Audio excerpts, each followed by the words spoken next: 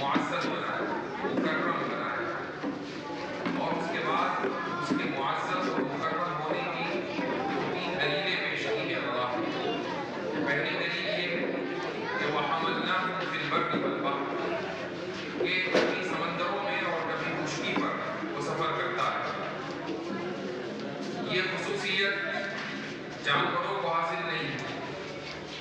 اس کے بعد اللہ تعالیٰ فرماتا ہے کہ وَرَزَقْنَاهُ مِنَ الطَّيِّبَاتِ، پاکیزہ رزق عطا کیا، اور پھر یہ فرماتا ہے کہ وَفَضَّلْنَاهُمْ عَلَىٰ كَثِيرٍ مِّمَّنْ خَلَقْنَا تَفْضِيلًا، کہ اپنی بہت سی مخلوقات پر اس نے انسان کو، بنی آدم کو فضیلت دی۔ اس آیت سے یہ ثابت ہوتا ہے کہ قرآن کا مقصد، یوں کہہ لیں کہ اللہ سبحانہ و تعالیٰ نے جو انسان کو بنایا ہے، انسان کا مقام بھی اس نے قرآن کریم کے ذریعے طے کر دیا کہ اس کا مقام بلند ہے۔ اب اگر دنیا میں کوئی ایسا نظام آئے کہ جو انسان کو اس کے بلند مقام سے گرا دے، تو اس نظام کو مسترد کیا جانا ضروری ہے۔ ایک حدیث امام مسلم رحمہ اللہ روایت کرتے ہیں، حضرت حذیفہ بن یمان رضی اللہ عنہ کی حدیث ہے۔ وہ یہ فرماتے ہیں کہ آپ صلی اللہ علیہ وسلم نے ہم سے 2 باتیں ذکر فرمائی ہیں۔ ان میں سے ایک بات کو ہم نے دیکھ لیا اور دوسری کا میں انتظار کر رہا ہوں۔ پہلی چیز کہ جس کو میں نے دیکھ لیا وہ یہ ہے کہ امانت لوگوں کے دلوں کی گہرائی میں نازل ہوئی، اور اس کے بعد انہوں نے قرآن کریم سیکھا اور رسول اکرم صلی اللہ علیہ وسلم کی سنت سیکھی، اللہ پر ایمان لائے۔ وَعَلِمُوا مِنَ الْقُرْآنِ، انہوں نے قرآن سیکھا۔ اس کا مطلب یہ ہے کہ اللہ رب العزت نے جن صحابہ کرام رضی اللہ عنہم کو ایمان لانے کے لیے چنا تھا، آپ صلی اللہ علیہ وسلم کا صحابی بننے کا شرف جن کو عطا کیا تھا، ان کے دلوں میں پہلے آپ صلی اللہ علیہ وسلم نے امانت، اللہ رب العزت نے امانت کا بیج ڈالا تھا، اور یہ امانت کا بیج جب بڑھا تو ان کے دل تیار تھے کہ وہ رسول اکرم صلی اللہ علیہ وسلم پر ایمان لے آئیں اور اللہ رب العزت کے کلام کو سمجھیں اور اس کو قبول کریں۔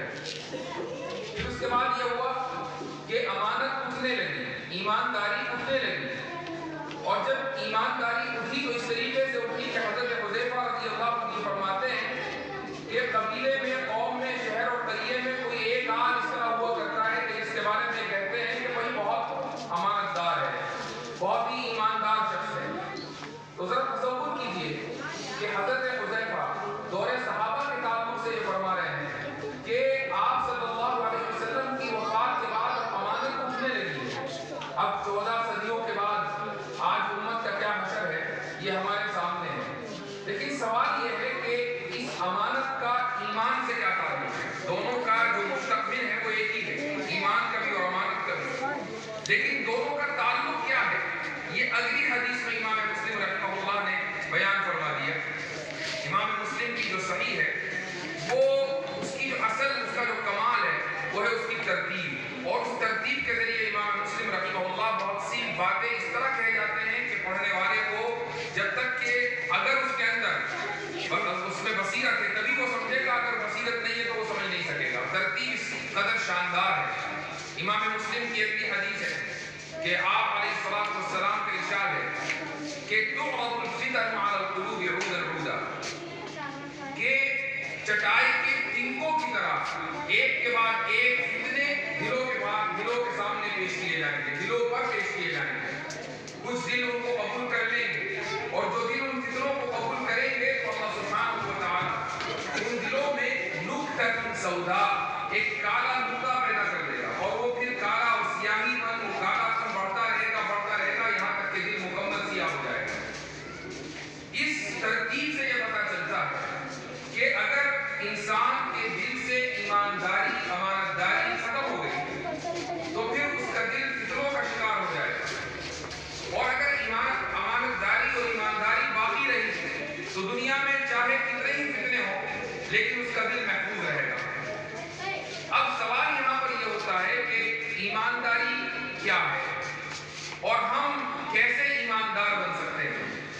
میں عام طور سے ایک بات ہمیشہ کہتا ہوں اور وہ یہ کہ اگر آپ سے یہ سوال کیا جائے کہ آپ کی امانت داری یا ایمانداری کا مستحق سب سے زیادہ کون ہے، وہ کون شخص ہے کہ جو اس بات کا مستحق ہے کہ آپ اس کے سامنے ایمانداری کا اظہار کریں سب سے زیادہ، تو جواب صحیح یہ ہوگا کہ آپ خود، کوئی دوسرا نہیں، آپ کی اولاد نہیں، آپ کے والدین نہیں، سب کا نمبر بعد میں، پہلا نمبر آپ کا ہے کہ آپ اپنے ساتھ ایماندار بن جائیں، آپ اپنے ساتھ امانت دار بن جائیں، اور وہ اس طریقے سے کہ اگر ہمیں اپنی جہالت کا اعتراف ہو تو یہ اس بات کی دلیل ہے کہ ابھی امانت داری اور ایمانداری باقی ہے۔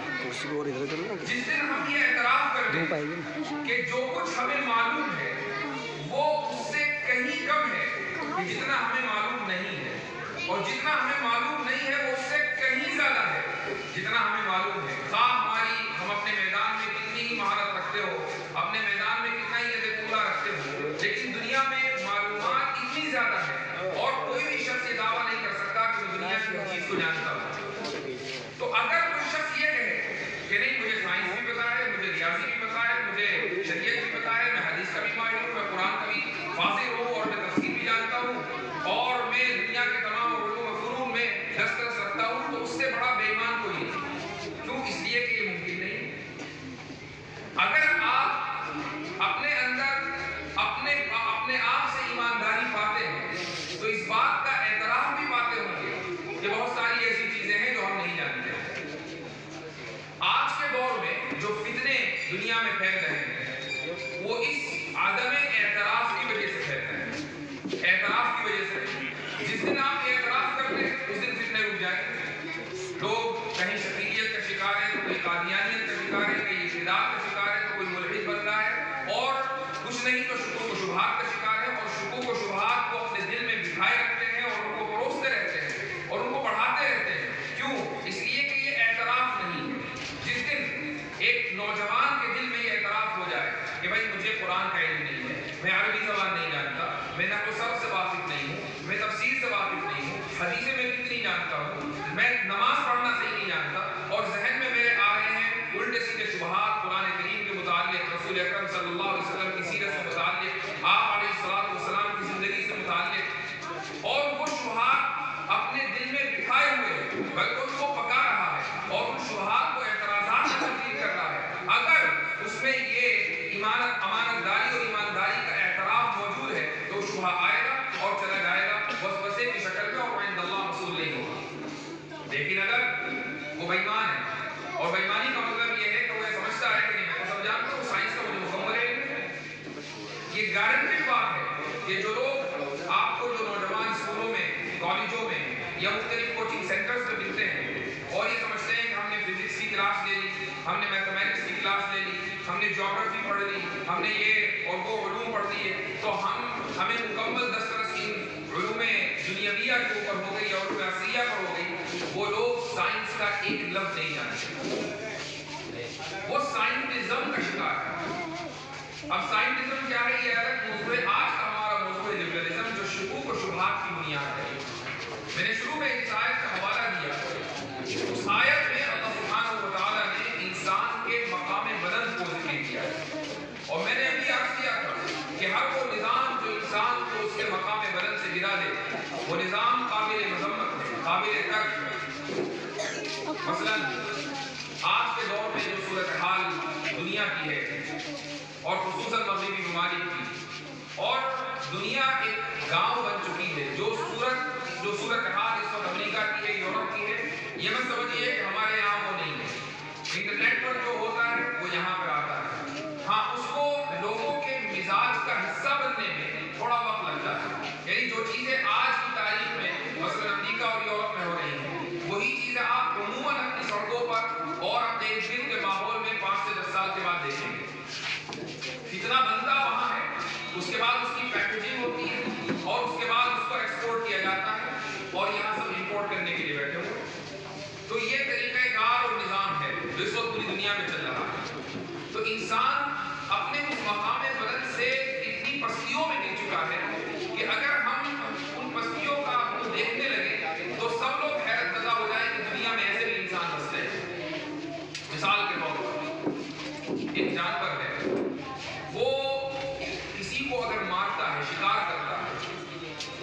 दो वजह से करता है।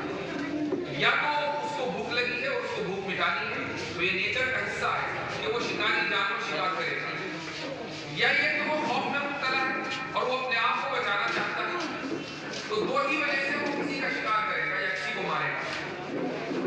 इंसान बाज़ मर्तबा ना खौफ की वजह से मारता, ना भूख की वजह से मारता, बल्कि वो शौक में मारता है।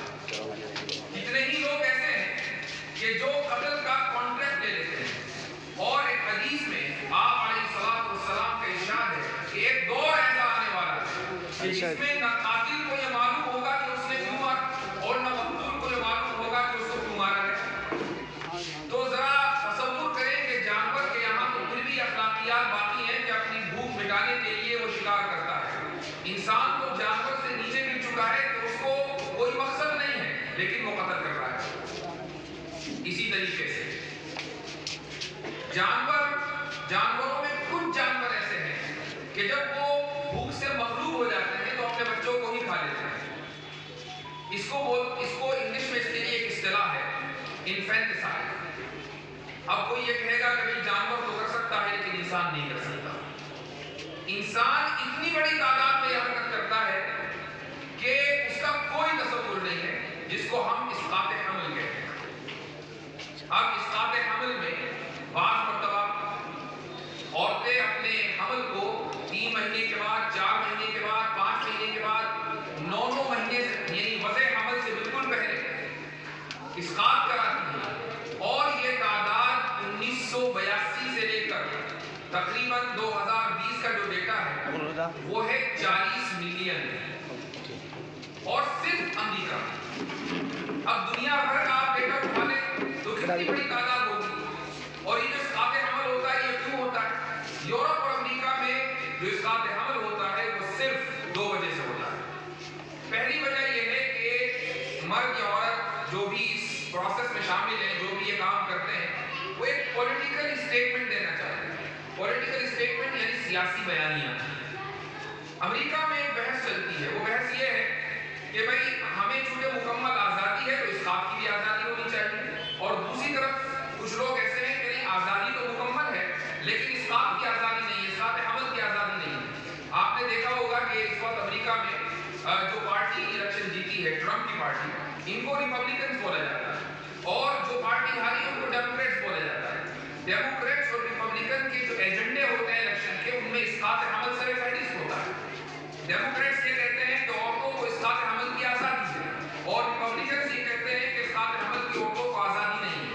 तो डेमोक्रेट्स से वाबस्ता जो ख़वातीन होती हैं वो इस्कात हमल महज इसलिए कराती हैं ताकि उनकी वाबस्तगी उस पार्टी से बाकी रहे, उनके सामने कोई दूसरा मकसद नहीं होता। और इस तरीके से हज़ारों लाखों की तादाद में ये अबॉर्शन होते हैं।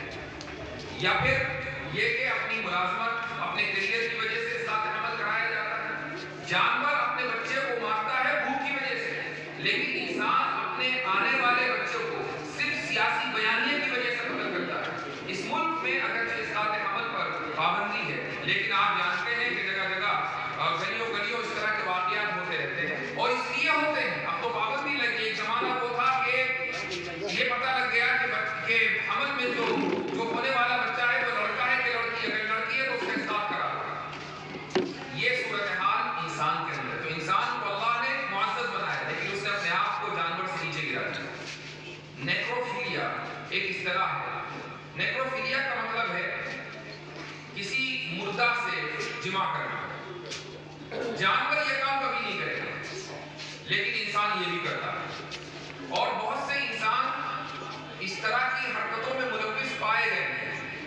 अमेरिका जैसे मुल्क में इसके ऊपर कोई सजा नहीं, कोई जुर्म नहीं। हाँ, मुआशरती एतबार से कुछ लोगों को बुरा लग सकता है, लेकिन अगर कोई शख्स किसी लाश के साथ ये अमल करता हुआ पाया जाए तो ना उसको पुलिस गिरफ्तार करेगी, ना उसके ऊपर कोई जुर्माना लगेगा, कुछ नहीं। क्यों? इसलिए कि जिसके साथ ये हरकत हो रही है वो चूंकि किसी भी एहसास से महरूम है, लिहाजा उसके साथ अगर ये हरकत हुई है तो वो अपने हक को मांगने के लिए जिंदा नहीं है, मौजूद नहीं है, लिहाजा उसका कोई हक नहीं है। तो इंसान ने अपने आप को इस हद तक गिरा दिया। ये क्यों गिराया? ये इसलिए गिराया क्योंकि इंसान को 300-400 साल पहले एक निज़ाम दिया गया, और वो निज़ाम है लिबरलिज्म। लिबरलिज्म के ये सारे के सारे मफासिद हैं जो इस वक्त आज आप देख रहे हैं और सुन रहे हैं। लिबरलिज्म क्या चीज है? लिबरलिज्म का बाज़ लोग तर्जुमा कर देते हैं आज़ादी इजहार राय, लेकिन आज़ादी इजहार राय महज उसकी एक मिसाल या उसका एक मजहर है। लिबरलिज्म की तारीफ ये है कि ये एक ऐसा अखलाकी फलसफा है जो मुसावात, आज़ादी और हक़ इख्तियार को बढ़ाने में यकीन रखता है। ये एक ऐसा अखलाकी फलसफा है जो आज़ादी, मुसावात और हक़ इख्तियार को बढ़ावा देने में यकीन रखता है। ये लिबरलिज्म की तारीफ है। यानी ये एक ऐसा निज़ाम है कि जिसमें ज़्यादा से ज़्यादा आज़ादी और ज़्यादा से ज़्यादा मुसावात और इक्वालिटी हो। मुसावात को मसलन ले लें आप, ये मुसावात किसे कहते हैं? आजकल ही नहीं बल्कि गुज़िश्ता 30-35 साल से हम ये चीज़ें पढ़ते चले आ रहे हैं कि मर्द और औरत के दरमियान मुसावात है। कुछ लोग ये लिखते हैं कि मुसावात नहीं है। जैसे ही, और मुझे एक गिला भी है हमारे तबक़े उलमा से, वो ये कि जब हम मगरिबी तहज़ीब के ताल्लुक़ से ये इन अफ़कार के ऊपर लिखना शुरू करते हैं तो हमारा रवैया माज़रत ख़ाना हो जाता है और हम उन ख़यालात को, उन मेयारात को अपना कर ये साबित करने की कोशिश करते हैं कि इस्लाम भी उन मेयारात के ऊपर खरा उतरता है। मिसाल के तौर पर मुसावात का मसला है। जब कोई ये एतराज़ करता है कि भाई इस्लाम में तो मुसावात नहीं है मर्द और औरत के दरमियान, तो फ़ौरन हमारा जवाब होता है कि किसने कह दिया कि नहीं? बिल्कुल है, मर्द और औरत बिल्कुल मुसावी हैं एक दूसरे के। हालांकि बुनियादी तौर पर मुसावात का मेयार होना, मेयार अखलाक होना ही गलत है। जब हम ये कहते हैं कि इस्लाम में मुसावात है और इस्लाम में मर्द और औरत दोनों को जो मामला किया गया वो यकसा तरीके से किया गया है, तो इसका मतलब ये हुआ कि हमने मगरिब के इस उसूल को इख्तियार कर लिया और इस्लाम को उस उसूल के ताबे कर लिया। बिल्कुल ऐसे ही जब हमसे सवाल होता है कि भाई इस्लाम में तो आज़ादी इज़हार राय नहीं है, तो हम ये कहते हैं कि नहीं, किसने कह दिया? इस्लाम में भी आज़ादी इज़हार राय है। तो फौरन हमने मगरिब के उसूल को मान लिया और इस्लाम को उस उसूल के ताबे कर दिया। ये है माज़रत ख़ाना रवैया। इस्लाम मुतलकन मुसावात का कायल नहीं है।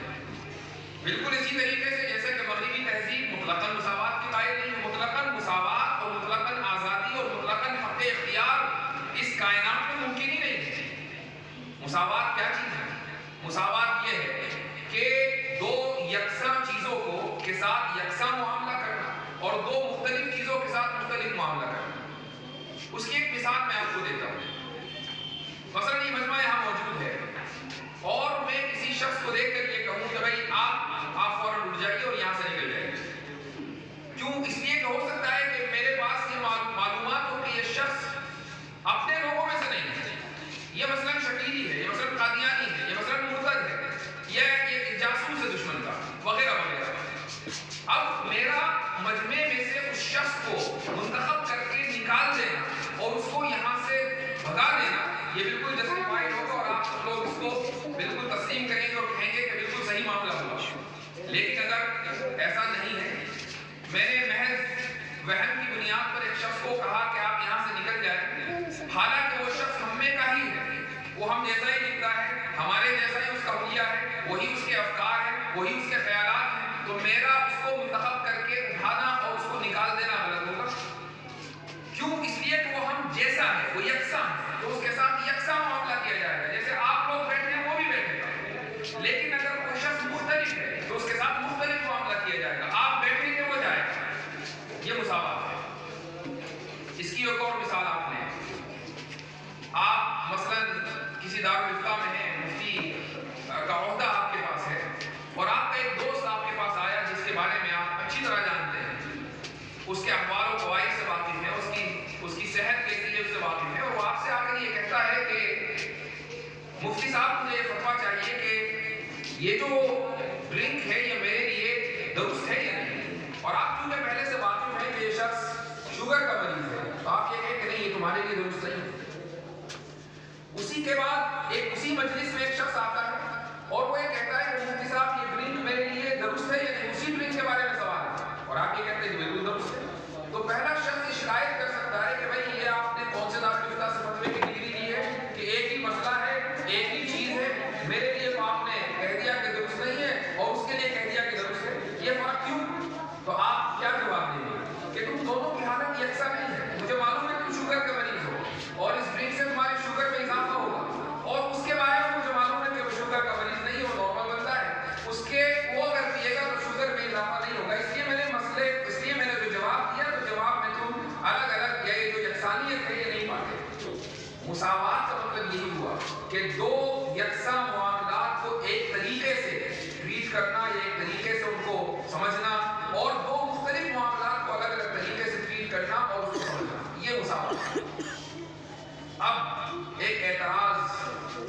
اسلام پر ہوتا ہے اور بڑا ہی عام اعتراض ہے۔ اعتراض یہ ہوتا ہے کہ اگر کوئی اسلامی حکومت ہے تو وہاں پر مسلمان کو تو جزیہ نہیں دینا، لیکن ذمہ کو جزیہ دینا پڑتا ہے اور جزیہ دے کر اپنا تحفظ خریدنا پڑتا ہے۔ لیکن ایک مسلمان ہے تو وہ کبھی جزیہ نہیں دیتا اور اپنا تحفظ نہیں خریدتا۔ تو یہ جو ایک ہی ملک کے شہری ہیں ان کے ساتھ الگ الگ معاملہ کیوں ہوتا ہے؟ یہ اعتراض عام طور سے شبہے کی شکل میں بہت سے نوجوانوں کے دلوں میں پایا جاتا ہے اور ملحدین و مرتدین تو عام طور سے یہ اعتراض اٹھاتے ہی اٹھاتے ہیں۔ تو اس کا جواب یہ ہے کہ ذمہ اور مسلمان اگرچہ ایک ہی حکومت کے تحت رہ رہے ہیں، اگرچہ اسلامی حکومت کے سٹیزنز اور شہری ہوں، لیکن دونوں یکساں نہیں ہیں۔ یہ یکساں کیوں نہیں؟ کوئی یہ کہہ سکتا ہے کہ اس لیے نہیں ہے کہ ایک عقیدہ پوچھے دوسرے کا عقیدہ پوچھے، وہ تو ہے ہی اپنی جگہ، لیکن ذمیوں کے بارے میں حکم یہ ہے کہ ان کو فوج میں شامل نہیں ہونا ہے، ان کی کوئی ضرورت نہیں۔ ہاں، ہر مسلمان فوجی ہے ایک اسلامی حکومت کا، تو جب ان کو فوج میں شامل ہی نہیں ہونا تو حفاظت ان کی کون کرے گا؟ حفاظت تو مسلمان کرے گا۔ جب ان کو فوج میں شامل نہیں ہونا تو وہ اپنی حفاظت نہیں کریں گے، ان کی حفاظت کی جائے گی۔ مسلمان تو حفاظت فراہم کرنے والا ہے، تحفظ فراہم کرنے والا ہے، ان کو تحفظ فراہم کیا جائے گا، لہٰذا ان کی ذمہ داری یہ ہے کہ تم جزیہ دو اور مسلمان کی ذمہ داری یہ ہے کہ تمہیں جزیے کی ضرورت نہیں ہے۔ یہی وجہ ہے کہ اگر کوئی ذمہ اس خواہش کا اظہار کرے کہ مجھے بھی فوج میں بھرتی ہونا ہے تو جزیہ اس سے ساقط ہو جاتا ہے۔ تو دونوں معاملات یکساں نہیں ہیں، جب دونوں یکساں نہیں ہیں تو ان کے ساتھ یکساں معاملہ نہیں کیا جائے گا۔ اسی طریقے سے اسلامی حکومت کے اوپر یہ اعتراض کیا جاتا ہے کہ بھئی یہاں پر مذہب اور عقیدے کی بنیاد پر مساوات نہیں پائی جاتی۔ مثلا ایک مسلمان کو تو یہ حق ہوتا ہے کہ وہ اپنے دین کی بات کرے، اپنے دین کی تبلیغ کرے، لیکن ایک ذمہ کو یہ حق نہیں ہوتا کہ وہ اپنے دین کی تبلیغ کرے۔ تو یہ جو مساوات آپ جب جواب دینے لگیں گے تو اس کے دو ہی جواب ہیں، یا تو آپ یہ کہیں کہ نہیں، کافر کو بھی ذمہ کو بھی ایک مسلم ملک میں ایک اسلامی ریاست میں اپنے دین کی تبلیغ کا حق ہے۔ اگر آپ یہ کہیں گے تو یہ چیز غلط ہے، اور اگر آپ یہ کہیں کہ تبلیغ کا حق نہیں ہے، اگرچہ میں مساوات کو اہم ترین اصول تسلیم کرتا ہوں لیکن اس کو تبلیغ کا حق نہیں ہے، تو آپ کو اصول ٹوٹ جاتا ہے۔ تو پھر اس کا کیا جواب ہوگا؟ اس کا جو جواب ہے وہ یہ ہے، بعض مرتبہ تحقیقی جواب نہیں، الزامی جواب دینا ضروری ہوتا ہے، اور وہ اس طریقے سے کہ مساوات ایک اخلاقی معیار ہو، ہمیں یہی چیز تسلیم نہیں ہے، اور مغرب اس چیز کو دن رات ثابت کرتا ہے۔ مغربی تہذیب میں جس طرح عدم مساوات پائی جاتی ہے دنیا میں کہیں نہیں پائی جاتی۔ مثلا دنیا کی ایک واحد ریاست کہ جہاں نسلی بنیادوں پر عدم مساوات ہو وہ ایک ہی ہے، اور مغرب کی پروردہ ہے، اور مغرب اس کی حمایت میں زندہ کھڑا ہوا ہے، اور وہ ہے صہیونی ریاست۔ اگر کوئی شخص انڈیا میں ہو یا دنیا کے کسی بھی کونے میں وہ یہ ثابت کر دے کہ وہ یہودی ہے، یہودی النسل ہے، تو باقاعدہ صہیونی ریاست اس کو خرچہ دے گی، ٹکٹ دے گی، اس کا پاسپورٹ آئے گا، شہریت اس کو دی جائے گی، اور وہ شہریت لے کر وہاں پہنچے گا۔ لیکن 1966 سے پہلے جتنے مسلمان وہاں آباد تھے، جو آج ریفیوجی کی شکل میں مختلف ملکوں میں اپنی زندگی گزار رہے ہیں، وہ اپنے گھروں میں واپس آنا چاہتے ہیں، واپس نہیں آ سکتے، حالانکہ وہ وہیں کے باشندے ہیں۔ کیوں؟ چونکہ ان کی نسل الگ ہے اور اس کی نسل الگ ہے، تو نسلی بنیادوں پر قانون بنا کر وہاں پر عدم مساوات کو نہ صرف یہ کہ اس کی ترویج کی جاتی ہے بلکہ فخریہ پوری دنیا میں بیان کیا جاتا ہے، اور مغرب اس کے اوپر خوش ہے، اس کو کوئی مسئلہ نہیں ہے۔ تو اگر کوئی یہ کہے کہ عدم مساوات ایک غلط رویہ ہے تو پھر اس سے یہ کہنا چاہیے کہ پھر اس غلط رویے کو ہر جگہ ٹھیک کرو، ان ملکوں میں بھی ٹھیک کرو کہ جن کی حمایت میں تم کھڑے ہو۔ ایسے ہی آپ تحقیقی جواب کے طور پر یہ بھی کہہ سکتے ہیں کہ ایک مسلمان کو اپنے ملک میں اسلامی حکومت میں دین کی بات کرنا اس کے لیے اس لیے درست ہے چونکہ دین اس ملک کا بنیادی کانسٹیٹیوشن ہے، یعنی پورا جو دستور ہے اس دین کے اوپر رہا ہے، اس لیے تو اسلامی ریاست ہے۔ اب اگر کسی کافر کو، ذمی کو یہ حق دے دیا جائے کہ وہ یہودیت کی، عیسائیت کی یا کسی اور مذہب اور دین کی ترویج کرے، تو وہ اس دستور کے خلاف، اس ملک کے دستور کے خلاف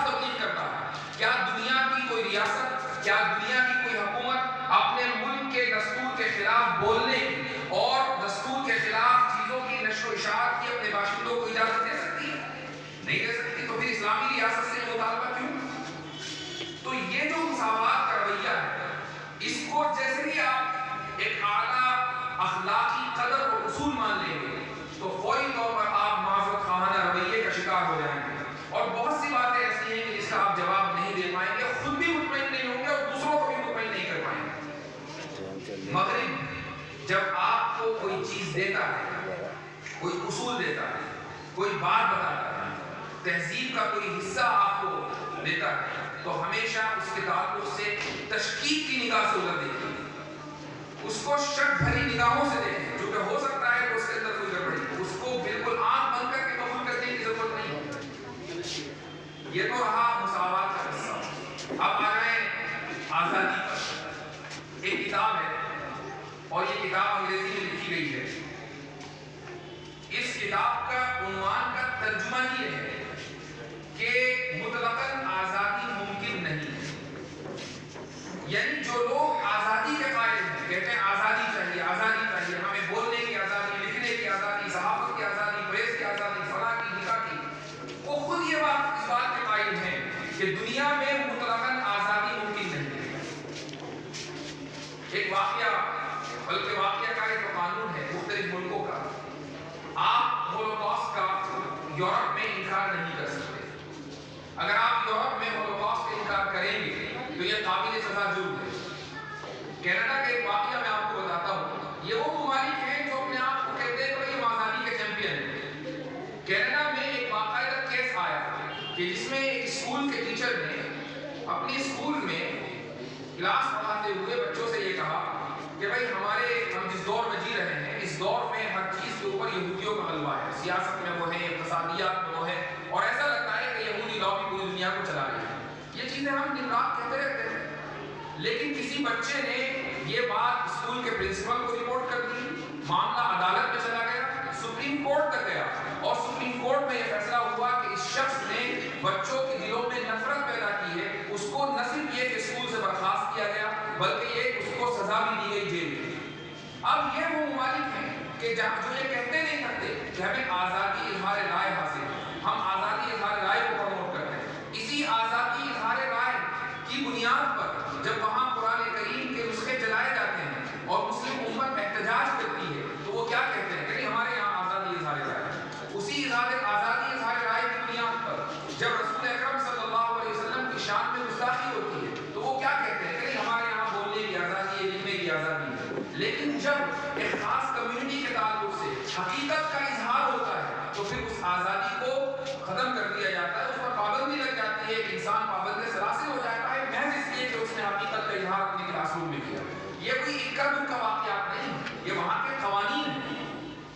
اس لیے جب ہم آزادی کے تعلق سے بات کریں تو ہمارا رویہ اور ہمارا ضابطہ یہ ہونا چاہیے کہ اسلام آزادی ضرور دیتا ہے، لیکن جس طریقے سے تم مطلقاً آزادی کے قائل نہیں ہو، ہم بھی مطلقاً آزادی کے قائل نہیں ہیں۔ تم جس طریقے سے آزادی کو مقید کرتے ہو، ہم بھی آزادی کو مقید کرتے ہیں۔ فرق اتنا ہے کہ تمہارے یہاں آزادی کو مقید کیا گیا ہے جب یہودیوں کا معاملہ آتا ہے، ہمارے یہاں آزادی کو مقید کیا گیا ہے جب مذہبی مقدسات کا معاملہ آتا ہے، اور مذہبی مقدسات میں صرف رسول اکرم صلی اللہ علیہ وسلم کی شخصیت شامل نہیں ہے، بلکہ قرآن کریم نے تو یہ اعلان کر دیا کہ وَلَا تَسُبُّوا الَّذِينَ يَدْعُونَ مِن دُونِ اللَّهِ، کہ اللہ کے علاوہ یہ لوگ جن لوگوں کی عبادت کرتے ہیں ان کو بھی برا بھلا نہ کہو۔ تو ہمارے یہاں مذہبی شخصیات یا مقدسات میں تمام چیزیں شامل ہیں، ہم نے تو آزادی کو وہاں مقید کیا، تو پھر ہمارے اور تمہارے درمیان فرق کیا رہا؟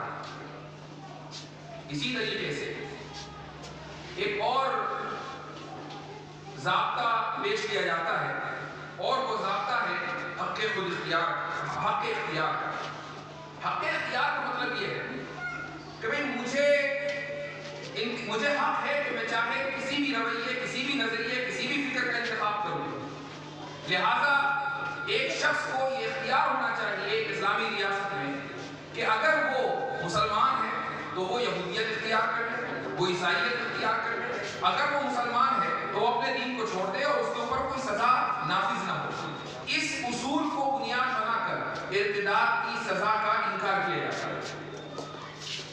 اب جب ہم سے یہ سوال ہوتا ہے، ہم میں سے بہت سو سے، ہم لوگ پریشان ہو جاتے ہیں کہ اس کو کس طریقے سے اپنی بنیادوں پر ثابت کریں گے کہ ارتداد کی سزا بالکل ٹھیک ہے۔ اس کو کس طریقے سے یہ ثابت کیا جائے گا کہ اسلام اگر ارتداد کی سزا کا قائل ہے تو یہ بالکل انصاف پر مبنی عمل ہے، انصاف پر مبنی رویہ ہے۔ پریشانی اس وقت ہوتی ہے جب ہم حق اختیار کو ایک اعلیٰ اخلاقی اصول کے طور پر قبول کر لیتے ہیں، لیکن اگر ہم یہ کہیں کہ حق اختیار بھی محدود ہے، آپ जिस चीज को भी चाहे मुंतखब नहीं कर सकते। मगरिब में मसलन एक बच्चा है, 14 साल का बच्चा, 14 साल की उम्र, अगर वो जाकर स्कूल में अपने प्रिंसिपल या काउंसलर को ये कहे कि मुझे कुछ ऐसा लड़का है, मुझे फील हो रहा है कि मैं लड़का नहीं लड़की हूँ, तो उसको फौरी तौर पर बाकायदा हुकूमत की मदद से उसको दवाएं दी जाती हैं जिससे उसके जो हार्मोन्स हैं वो बदल जाए और आहिस्ता आहिस्ता 2 साल 4 साल 5 साल में उसके अंदर जिस्मानी तब्दीली हो, उसके अफकार और ख्यालात के अंदर तब्दीली हो और 4-5 साल में अपनी जिन्स तब्दील करा ले और दुनिया की कोई ताकत उसको रोक नहीं सकती इस चीज से। क्यों? इसलिए कि उसको हक इख्तियार है, उसको ये इख्तियार था कि वो लड़का बना रहे, अब ये इख्तियार है कि वो लड़की बन जाए। इस पर एक वाकया याद आया और ये वाकया मैंने मुख्तलिफ नशिस्तों में सुनाया भी है। करीबन 4 या 5 साल पहले की बात होगी, मेरे पास एक साहिबा ने फोन किया और उन्होंने अपनी लड़की का वाकया जिक्र किया कि मेरी लड़की 14 साल की है और वो लड़कों के जैसे कपड़े पहनती है। शुरुआत में तो हमने इसको इग्नोर किया, लेकिन फिर उसकी आदतें लड़कों जैसी होने लगी और अब वो अपने आप को लड़का ही समझती है और हम इस ताल्लुक से बड़े परेशान हैं, आप कुछ करें। तो मैंने उनसे ये अर्ज किया कि आपने जो मुझसे राब्ता किया है वो किस चीज़ की, किस तरह का हल आपको चाहिए। अगर आप ये चाहती हैं कि मैं कुछ दुआ बता दूँ आपको, तो ठीक है, मैं दुआ बता दूंगा, लेकिन अगर आप चाहती हैं कि उसका लड़की का बाकायदा इलाज किया जाए, तो मैं साइकोलॉजिस्ट नहीं हूँ, मैं माहिर नफ्सियात नहीं हूँ, एक नफ्सियाती बीमारी है। तो उस खातून ने जवाब दिया और मैं हैरत ज़दा रह गया। उसने कहा कि आप बिल्कुल सही कह रहे हैं, एक नफ्सियाती बीमारी है, चूंकि मैं खुद माहिर नफ्सियात हूँ और न सिर्फ ये कि मैं माहिर नफ्सियात हूँ, लड़की का बाप भी माहिर नफ्सियात है, हम दोनों साइकाइट्रिस्ट भी हैं, साइकोलॉजिस्ट भी हैं। तो मैंने उनसे एक सवाल किया, मैंने कहा कि क्या आपके और आपके हस्बैंड के, शौहर की ज़िंदगी में कभी ऐसा हुआ कि आप अपने क्लिनिक में बैठे हों और कोई शख्स आए और आकर ये कहे कि मैं लड़का हूँ, लड़की जैसा महसूस कर रहा हूँ, या कोई लड़की कहे कि मैं लड़का जैसा महसूस कर रही हूँ और आप उसको कहें कि तुम्हें नफ्सियाती बीमारी नहीं है और आप उसकी मदद के तौर पर कुछ दवाएं देंगे ताकि वो आगे चलकर अपनी जिन्स को तब्दील करा दे। तो वो कहने लगी कि ये तो दिन रात होता आया है, हमने कितने ही लोगों को दवा दी है ताकि वो अपनी जिन्स तब्दील करा लें। अगर हम ऐसा नहीं करेंगे तो हमारा जो लाइसेंस है हुकूमत की तरफ से दिया हुआ वो मनसूख हो जाएगा। हम ये कर ही नहीं सकते, हम अपनी बच्ची से बात नहीं कर सकते कि उसको नफ्सियाती बीमारी है, क्योंकि जिस दिन हमने उसको ये कह दिया और उसने हुकूमत को फोन कर दिया तो हम दोनों का लाइसेंस मनसूख हो जाएगा और हम कुछ खाने कमाने के लायक नहीं रहेंगे। इसलिए हम आपकी मदद के लिए आए। अब जरा तसव्वुर करें कि मरीज को तो इख्तियार है कि वो अपनी जिन्स तब्दील करा ले, डॉक्टर को इख्तियार नहीं है कि वो ये कहे कि मैं तुमको एक दवा लिखकर दे रहा हूं ताकि तुम जिन्स तब्दील ना कराओ। डॉक्टर को इख्तियार नहीं है कि वो इस बीमारी को बीमारी करार दे दे। हम मरीज को इख्तियार है कि वो अपने आप को नॉर्मल समझे और दवा लेकर अपनी जिन्स तब्दील करा ले। तो फिर इख्तियार महदूद, गैर महदूद कहा है, तो महदूद हो गया। मैंने उस वालदा से पूछा कि आजकल आप कहाँ रहते हैं? कहने लगी कि हम लोग पहले सुबह कैलिफोर्निया में रहते थे, अब यहाँ शिकागो में आए हैं। हमारा जो शहर है शिकागो जहाँ मैं रहता हूँ, तो लोग अज़राए मज़ाक उसको शिकागो शरीफ कहते हैं और उसकी शराफत की वजह यह है कि उस शहर में सबसे ज़्यादा मदरसे हैं। अब आप देखें कि दुनिया चाहे मुसलमान कहीं भी रहते हुए मदरसों की वजह से शराफत की कायल हो जाएगी। तो शिकागो में पहला मदरसा न सिर्फ ये कि पहला मदरसा है उस मुल्क का, बल्कि सबसे ज़्यादा मदरसे हैं। वहाँ मुसलमानों की अपनी यूनिवर्सिटी है, अपने स्कूल्स हैं, अपने कॉलेजेस हैं, बहुत मजबूत मुसलमानों की कम्युनिटी है। इसलिए अज़राए मज़ाक लोग कहते हैं भाई आप तो शिकागो शरीफ में है। तो वो खातून इसलिए आई ताकि उसको मुसलमानों का कुछ माहौल मिल जाए। उसने स्कूल से अपनी बच्ची को उठा लिया, एक साल का अर्सा गुजर गया, उसके बाद उसका फोन आया कि अब मेरी बेटी वापस आ रही है। तो मैंने उससे पूछा कि कैसे? उसने कहा कि मैंने माहौल बदल दिया, अब मैं उसको एक लड़कियों के मुस्लिम स्कूल में भेजती हूँ, तो यहाँ माहौल मुख्तलिफ है, तो ये जो ख्यालात और वसवसे उसको आते थे वो चले गए। इससे क्या साबित हुआ? इससे साबित हुआ कि ये वो वसाविस हैं, ये वो ख्यालात हैं कि जिनको शैतान लोगों के, नौजवानों के दिलों में डालता है और फिर शयातीनुल इंस, उन शयातीनुल जिन की मदद करते हैं, उनको दवाएं देते हैं, उनके जेंडर को तब्दील कराने में उनकी मदद करते हैं और यूं मुआशरा और खानदान तबाह हो لبرلزم کا واحد مقصد خاندانوں کو تباہ کرنا ہے، چاہے وہ مساوات کے ذریعے ہو، چاہے وہ آزادی کا کھوکھلے نعرے کے ذریعے ہو، اور چاہے وہ حق اختیار کے کھوکھلے نعرے کے ذریعے ہو، خاندان کسی طریقے سے تباہ ہو۔ یہ لبرلزم کا بنیادی مقصد ہے۔ اللہ سبحانہ و تعالی خاندان کو عظیم نعمت قرار دیتا ہے، اللہ سبحانہ و تعالی انسان کو معزز اور مکرم قرار دیتا ہے۔ لبرلزم انسان کو انسانیت کے درجے سے ہٹا کر جانوروں کے درجے سے بھی نیچے لے کر جاتی ہے، یہ وہ نظام ہے۔ اس لیے اس نظام کو سمجھنا اور اس نظام کا رد کرنا بے انتہا ضروری ہے۔ اب آپ یہ سمجھیں کہ یہ نظام امریکہ میں پایا جاتا ہوگا تو یہ وہاں کی بات ہے، کوئی بڑے ملک میں بڑی بات ہے، ایسا نہیں ہے۔ یہ نظام ہر محلے میں ہے، چونکہ جو شخص بھی یہ کہے کہ مرد اور عورت کے درمیان مساوات ہونی چاہیے، جو شخص بھی یہ کہے کہ آزادی لامحدود ہونی چاہیے، جو شخص بھی یہ کہے کہ فلاں کی آزادی، فلاں کی آزادی، جو شخص بھی یہ کہے کہ مجھے اختیار کا حق ہے، جو شخص بھی یہ کہے کہ انسانیت سب سے بڑا مذہب ہے، جو شخص بھی یہ کہے کہ انسانیت سے بلند کوئی چیز نہیں، یہ تمام وہ نعرے ہیں جو لبرلزم کی کوکھ سے نکلے ہیں۔ اور بدقسمتی یہ ہے کہ بہت سے دیندار افراد جانے انجانے میں اس طرح کے نعرے بلند کرتے رہتے ہیں۔ وہ اس لیے بلند کرتے ہیں کہ معلومات نہیں ہے، اس کے پیچھے کیا افکار ہیں وہ پتہ نہیں ہے۔ جس دن یہ پتہ چل جائے کہ ان نعروں کے پیچھے کیا سازشیں ہیں، ان نعروں کے پیچھے وہ کون سے نظام ہیں جو ان نعروں کے ذریعے اپنے ایجنڈے اور اپنے مقاصد کو پورا کرنا چاہتے ہیں، اس دن آپ یہ سارے نعرے چھوڑ دیں گے۔ میرا جسم میری مرضی، آپ نے سنا ہوگا۔ چونکہ ایک عورت کی چونکہ مشرقی تہذیب سے وابستہ ہے تو فطرت کے قریب ہے، مغربی تہذیب سے وابستہ ہوں گے فطرت کے بہت دور ہے۔ مشرقی تہذیب سے آپ جتنا روایت اور مشرقی تہذیب سے قریب رہیں گے آپ فطرت سے قریب رہیں گے۔ جب آپ ایک عورت کے منہ سے سنتے ہیں کہ میرا جسم میری مرضی تو خود سب کو برا لگتا ہے اور سمجھتے ہیں کہ نہیں یہ بات غلط ہے، جسم تو اللہ تعالیٰ کا ہے تو مرضی بھی اسی کی ہوگی۔ لیکن اگر آپ اس نعرے کو بدل دیں اور یہ کہیں کہ میری رائے میری مرضی تو اب کسی کو برا نہیں لگے گا، جبکہ رائے بھی اللہ تعالیٰ کی مرضی کے مطابق ہونی چاہیے۔ تو ہمارا ذہن ان افکار اور نعروں کو فلٹر کرنے کا عادی نہیں ہے، ہمارا ذہن ان افکار اور نعروں کو سمجھنے کا عادی نہیں ہے کہ ان کے پیچھے کیا مقاصد اور کیا ایجنڈے ہیں۔ یہ وہ فتنے ہیں کہ جو دلوں پر دن رات پیش کیے جا رہے ہیں، اور وہ دل جو ان فتنوں کو قبول کرے گا تو اس کے دل میں کالا نقطہ پیدا کر دیا جائے گا، اور جس طرح جیسے جیسے وہ شخص ان فتنوں کے آگے سر جھکاتا رہے گا اس کے دل میں سیاہی بڑھتی رہے گی، اور ایک دن ایسا آئے گا کہ وہ ایمان سے نکل جائے گا۔ ابھی کچھ دیر پہلے جب میں گاڑی میں آ رہا تھا کچھ علماء سے بات ہو رہی تھی جو مجھے لینے گئے تھے، میں نے کہا کہ اس ملک میں یا اس وقت جو مسلمانوں میں ارتداد کا مسئلہ ہے وہ تو ہے اپنی جگہ، لیکن مرتدوں کی تعداد اتنی زیادہ نہیں ہے۔ ایسا نہیں ہے کہ ہر گلی محلے میں آپ کو مرتد مل جاتا ہوں۔ آپ کتنے مرتدین کو جانتے ہیں؟ میں چونکہ اس فیلڈ میں کام کرتا ہوں تو میں بہت کو جانتا ہوں، لیکن آپ بہت کم کو جانتے ہوں گے، ہو سکتا ہے کہ کسی کو نہ جانتے ہوں، ممکن ہے۔ تو ارتداد ہے اپنی جگہ ہے، اور ارتداد بھی دو طرح کے ہیں، ایک فکری اور ایک عملی ارتداد ہے۔ عملی ارتداد کا مطلب یہ ہے کہ کوئی لڑکی مثلا کسی اسکول میں گئی، ریرا کو اسکول میں گئی اور وہاں کسی کے جھانسے میں آ گئی اور بھاگ گئی، یہ عملی ارتداد ہے۔ یہ جہالت کا اور خراب تربیت کا نتیجہ ضرور ہو سکتا ہے، اور ایسا بھی ہو سکتا ہے کہ 2-4 سال میں اس لڑکی کی آنکھیں کھلیں اور واپس آ جائے، ایسے بہت سارے واقعات ہیں۔ یہ عملی ارتداد ہے، اور چونکہ معاملہ حساس ہے، لڑکیوں سے جڑا ہوا ہے، اس لیے علماء کرام اس تعلق سے بہت زیادہ حساسیت دکھاتے ہیں اور دکھانی بھی چاہیے۔ لیکن فکری ارتداد کتنا ہوگا؟ کتنے لوگوں کو آپ جانتے ہیں کہ جو افکار کی خرابی کی وجہ سے ارتداد کے راستے پر آ گئے؟ کتنے لوگوں کو آپ جانتے ہیں کہ جو قرآن کریم پر اعتراضات ان کے حل نہیں ہوئے لیکن اس وجہ سے وہ مرتد بن گئے؟ کتنے لوگوں کو آپ جانتے ہیں کہ جو حضرت عائشہ رضی اللہ عنہا کے عمر کی وجہ سے، نکاح کے وقت ان کی عمر کی وجہ سے، اس اعتراض کی بنیاد پر انہوں نے ارتداد کے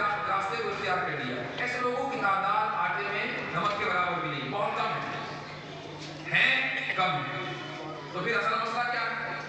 اصل مسئلہ اعتراضات اور ارتداد نہیں، اصل مسئلہ شکوک و شبہات ہے، اور شکوک و شبہات ہر اس نوجوان کے دل میں ہے کہ جو نوجوان خالصتاً اسکولی نظام کا پروردہ ہے۔ ہر نوجوان کے دل میں یہ شکوک و شبہات ہے۔ بعض ایسے ہیں کہ جو شکوک و شبہات کا اظہار نہیں کرتے اور بعض کر دیتے ہیں۔ جب آپ ان کے ساتھ نجی مجلسوں میں بیٹھیں گے اور ذرا معاملہ دوستی یاری کا ہوگا اور پھر آپ ان سے گفتگو کریں گے تو وہ 2-4 دن میں اپنے شکوک و شبہات آپ کے ساتھ میرے ذہن میں سوال ہے کہ آپ صلی اللہ علیہ وسلم نے حضرت عائشہ سے اس عمر میں نکاح کیوں فرمایا؟ میرے ذہن میں بڑا سوال ہے، یہ شکوک و شبہات جو اس کے ذہن میں کوچنگ سینٹروں کے ذریعے، اسکولوں کے ذریعے، کالجوں یونیورسٹیوں کے ذریعے ڈال دیے گئے۔ اس لیے ایک بات کی گزارش کرنا چاہوں گا، تمام علماء کرام یہاں موجود ہیں، ان کے سامنے دست بستہ عرض گزار ہوں، وہ یہ کہ ہمارے اکابر نے گزشتہ 150 سال میں، پونے 200 سال میں جو تحریک چلائی ہے مدارس کی، وہ تحریک اس قدر کامیاب ہے کہ اس کا آپ تصور نہیں کر سکتے۔ دنیا کا کوئی گوشہ، کوئی شہر ایسا نہیں ہے جہاں دیوبند قائم نہ ہو۔ مدرسے کی بات نہیں کر رہا ہوں، جہاں دیوبند قائم نہ ہو۔ میں ایک موقع پر امریکہ کے ایک صوبہ ہے فلوریڈا، یہ امریکہ کا بالکل جنوب میں ہے اور ہم شکاگو میں رہتے ہیں، ہم شمال میں رہتے ہیں، اور اگر آپ گاڑی سے فلوریڈا سے شکاگو کا سفر کریں تو تقریباً 18-19 گھنٹے لگتے ہیں، اتنا لمبا فاصلہ ہے، گاڑیاں تیز چلتی ہیں، ہائی ویز میں۔ تو تقریر کے دوران ان کے یہاں جلسہ تھا ختم بخاری کا فلوریڈا میں، اور میں نے اس موقع پر میرے ذہن میں ایک بات آئی، میں نے کہا کہ اگر ہم یہاں سے گاڑی کے ذریعے شکاگو چلیں تو ہر 4 گھنٹے میں ایک مدرسہ ہے، اور ہر 4 گھنٹے میں ایسا مدرسہ ہے جہاں بخاری ہو رہی ہے، دورے تک تعلیم ہے۔ تو 18-19 گھنٹے کے سفر میں کتنے مدارس آپ کو امریکہ جیسے ملک میں ملے گے؟ اور یہ سارے وہ مدارس ہیں جو جد نظامی کی تعلیم دے رہے ہیں، جو ہمارے اکابر کے منہاج پر ہیں، ان کے طرز کے اوپر قائم کیے ہوئے ہیں۔ تو یہ جو تحریک مدارس ہے دنیا کے ہر کونے میں پہنچ چکی ہے الحمدللہ، اور اتنی کامیاب تحریک ہے۔ اس تحریک کے ذریعے اللہ سبحانہ و تعالیٰ نے اس امت کے کتنے ہی نوجوانوں اور کتنے ہی خاندانوں کا ایمان محفوظ کیا ہے۔ یہ تحریک اپنی جگہ ہے۔ اب جو گزارش ہے وہ کیا ہے؟ وہ یہ کہ ایک اور تحریک ہے جو آپ کی توجہات کی منتظر ہے، اور وہ تحریک ہے اسکولی تعلیم۔ ہم نے یہ تصور کیا ہے، ایک زمانے تک یہ تصور تھا کہ بھائی ہم دینی تعلیم دیں گے اور فلاں جو گروپ ہے یا فلاں حضرات جو اسکول کالجوں سے نکلے ہیں وہ دنیاوی تعلیم دیں گے۔ اس کا نتیجہ کیا نکلا کہ آپ کے پاس 3% بچے آئے اور ان کے پاس 97% بچے گئے، اور وہ 97% بچے ان میں سے بہت کم ہی آپ سے متعلق تھے، چاہے وہ تبلیغ جماعت کے ذریعے ہو یا دیگر جماعتوں کے ذریعے، بہت کم آپ سے متعلق تھے۔ اور جب ہم ان کے پاس جاتے ہیں اور دین کی باتیں ان کو سمجھانے کی کوشش کرتے ہیں تو چونکہ ان کی ذہنی ساخت اور برداشت دوسرے انداز کی ہے تو وہ لوگ آپ کی باتوں کو، ہماری باتوں کو صحیح سے سنتے ہیں۔ تصور کریں کہ اگر دین کی بات کرنے والا کوئی ٹائی میں ہو، سوٹڈ بوٹڈ ہو، اس کی شہرت میں اضافہ ہوگا، وہ زیادہ مشہور ہوگا، اس کی بات زیادہ توجہ سے سنی جائے گی، اس کے بارے میں سمجھا جائے گا کوئی بہت بڑا علامہ فاضل ہے، سوٹڈ بوٹڈ ہے، اس کے باوجود دین کی بات کر رہا ہے۔ ان لوگوں میں اس کی مقبولیت زیادہ ہے۔ کیوں؟ اس لیے کہ انہیں آپ کی تربیت نہیں ملی ہے۔ ہمارے پاس یعنی علماء دیوبند کو کہتے ہیں یا علماء کرام، یعنی اگر مطلقاً بات کی جائے چاہے وہ کسی بھی مکتب فکر سے وابستہ ہوں، ان کے پاس 2 صلاحیتیں ایسی ہیں کہ جو عام لوگوں کے پاس نہیں ہے۔ پہلی صلاحیت ادارے چلانے کا فن، یہ جو مینجمنٹ ہے یہ علماء کرام کے پاس ہے۔ ہم تنظیمیں چلاتے ہیں، بڑے بڑے ادارے چلاتے ہیں، اس ملک میں نہیں پوری دنیا میں ہر جگہ ادارے بڑے بڑے مسلمانوں میں اس کے پاس ہیں، وہ علماء کرام کے پاس ہے۔ دوسرا فنڈنگ، چونکہ کوئی بھی ادارہ بغیر فنڈ کے نہیں چل سکتا۔ امت ہمارے اوپر اعتماد کرتی ہے، امت ہمارے اوپر ٹرسٹ کرتی ہے۔ وہ جب تعاون کرتی ہے تو ذہن میں یہ ہوتا ہے کہ یہ جو ہم تعاون دے رہے ہیں، یہ جو ہم روپیہ پیسہ دے رہے ہیں، یہ صحیح دینی مصرف میں خرچ ہوگا، یہ کہیں اور نہیں جائے گا۔ تو جب فنڈنگ کے سکلز آپ کے پاس ہیں اور مینجمنٹ کے سکلز آپ کے پاس ہیں اور ادارے آپ پہلے سے بڑے بڑے چھوٹے چھوٹے قریہ محلہ چلا رہے ہیں، تو ایک ایسا ادارہ قائم کرنے میں کیا مسئلہ ہو سکتا ہے کہ جس کا مینجمنٹ آپ کے ہاتھ میں ہو، فنڈنگ آپ کے ہاتھ میں ہو، نصاب پر آپ کا کنٹرول ہو، لیکن نصاب وہ ہو کہ جس کو پڑھنے کے بعد ہمارے بچے وہ بننا چاہتے ہو جو ان کے دلوں کے والدین کی خواہش ہے، کوئی ڈاکٹر بننا ہے، کوئی انجینئر بننا ہے، مدرسے اپنی جگہ ہے۔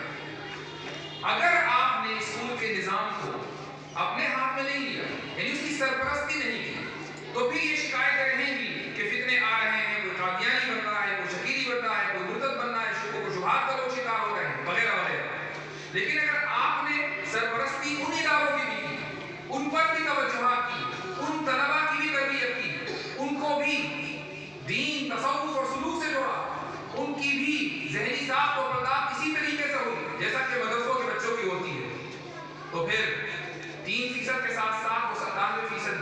انشاءاللہ دین کے سپاہی ہوں گے، وہ دین کا تحفظ کرنے والے ہوں گے۔ ہو سکتا ہے کہ وہ کسی ایسے ڈپارٹمنٹ میں ہو کہ جہاں ہر طرف اجنبی لوگ ہوں، لیکن دین کا وہ پیغام نہیں چھوڑیں گے، وہ کلمہ نہیں چھوڑیں گے۔ اور یہ بات یاد رکھیں کہ اس طرح کے افراد جب دین ان کے اندر آتا ہے تو وہ اتنی مضبوطی کے ساتھ آتا ہے کہ وہ ہر طرح کے مخالف ماحول میں رہ کر اپنے دین کے ساتھ جمے رہتے ہیں۔ تو ایسے افراد کی سرپرستی اور ان کی تربیت کی ضرورت ہے، اور یہ سرپرستی اور تربیت علماء کرام کی جماعت ہی کر سکتی ہے۔ یہ توقع کرنا چھوڑ دیجئے کہ ہم مدرسوں میں بند رہیں گے اور دوسرے لوگ اسکول چلائیں گے اور اس کے بعد پھر بھی ایسی نسل نکلے گی جو دین کی محافظ ہوگی اور ان کے ذہنوں میں شکوک و شبہات نہیں ہوں گے۔ اگر یہ توقع ہے تو یہ خام خیالی ہے۔ اس لیے اس تعلق سے فکر کرنا بے انتہا ضروری ہے علماء کرام کے لیے۔ اللہ سبحانہ و تعالیٰ سے دعا ہے کہ ان تمام فتنوں سے ہمیں بچائے، امت مسلمہ کے ایمان کی حفاظت کرے۔ اللہ رب العزت سے دعا ہے کہ ہم سب کے یہاں جمع ہونے کو قبول فرمائے۔ جزاکم اللہ خیر الجزاء وآخر دعوانا الحمدللہ رب العالمین۔